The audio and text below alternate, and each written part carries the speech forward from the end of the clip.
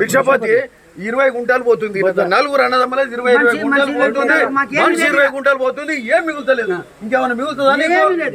ఆయనకు ఎకరా 20 గుంటలకు ఒక్కొక్కరికి 2 కోట్ల ఆసర అవుతుండే.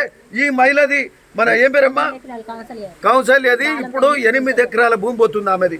ఇంకో రైతుది పూర్తిగా ఐలేది 6 ఎకరాలు, ఐలేది 14 ఎకరాలు పోతుంది. అంటే దాదాపు 30-40 కోట్ల ఆస్తి, 40 కోట్ల ఆస్తి పోతుంది.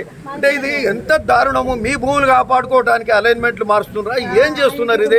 ఇది మీరు అలైన్మెంట్ మళ్ళా ఎక్కడ పెడతారో.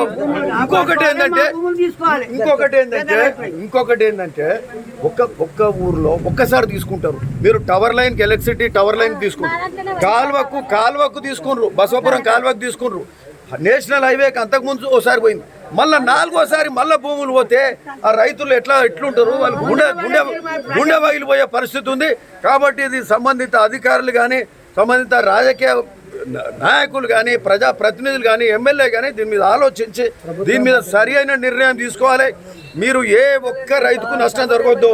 ఈరోజు ఒక ఊరికి ఊరు నష్టపోతున్నారంటే ఇది చాలా ఆలోచించాల్సిన అవసరం ఉంది. దీని మీద తక్షణము బాధ్యత మరి ఈ ప్రభుత్వం కానీ, మరి సంబంధిత మరి ముఖ్యంగా మా ఇక్కడ అందరికి అనుమానం కూడా ఏంటంటే గజ్వేల్ ఫామ్ హౌస్ల మీదకి వెళ్ళిపోతుందా, మరి దేని మీద పోతుంది? ఎమ్మెల్యే ఇంతవరకు పట్టించుకోలే, ఆ ఊరికి రాలే, మరి ఈ భూములన్నీ పోతున్నాయి. కాబట్టి తక్షణం దీని మీద అలైన్మెంట్ మార్పు మీద చేయాలి.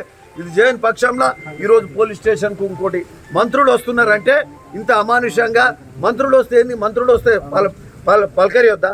ప్రభుత్వం పెద్దలు వచ్చినప్పుడు బాధితులు రైతులు వాళ్ళ ఆక్రోశం వెలుగెత్తారు, వాళ్ళు చెప్పుకుంటారు, మాట్లాడిపోతే మా ఏ విధంగా న్యాయం చేస్తారో చేస్తారు. ఇళ్లకి వెళ్ళి తీసుకొచ్చి అరెస్ట్ చేసి ఆ జీప్లలో పడేసి పెద్ద మనుషులను కూడా అలా పడేసి తీసుకొచ్చారంటే ఏ విధంగా ప్రజలంటే మీకు గౌరవం ఉండదో ఇప్పుడు ఈ సందర్భంగా తెలుస్తుంది. ఇది చాలా అన్యాయం, దారుణం. దీని మీద ఇమ్మీడియట్గా ఈ అలైన్మెంట్ మారవలసిన అవసరం ఉంది. మొన్న ఎంపీ వెంకరెడ్డి గారు కూడా వచ్చి దాని మీద వీళ్ళంతా మీరు బంద్ పాటిస్తున్నప్పుడు వారు వచ్చిన సందర్భంగా వారు కూడా మాట్లాడారు.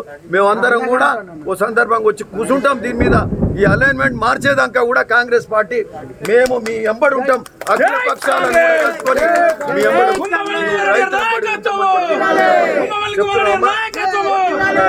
సంబంధించిన ముఖ్యులు ఏ కార్యాచరణ తీసుకున్నా దానికి మాకు ముందు చెప్పని తప్పకుండా వచ్చి అని అంటుంటాం.